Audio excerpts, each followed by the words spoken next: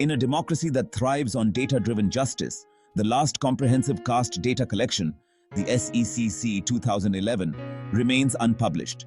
Why? And what does this mean for India's social policy architecture?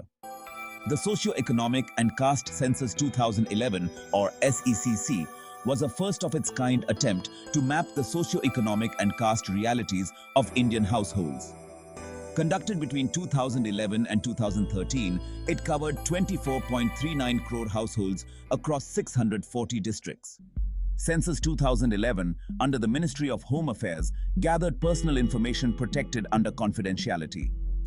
SECC 2011, however, conducted by the Ministry of Rural Development, aimed to directly influence delivery of welfare schemes and grant entitlements. SECC collected data on 20 indicators, including caste status, housing, literacy, landholding, and occupation. For SC/STs, it recorded caste or tribe names, but for OBCs or general category, no caste name was asked. In 2016, only economic indicators from SECC were released.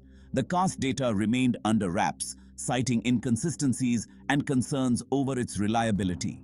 Political sensitivity and fears of social fragmentation also played a role. The demand for caste census is linked to Articles 15(4), 15(5), and 340, which empower the state to promote backward classes.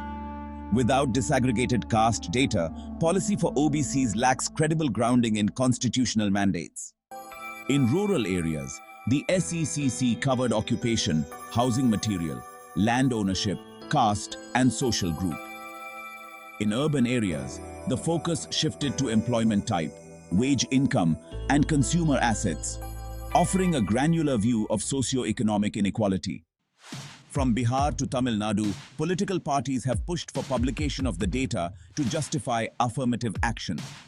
Critics argue that in absence of empirical data, reservations are blind to actual backwardness. From delimitation of political constituencies to targeted welfare delivery, caste data has far-reaching implications.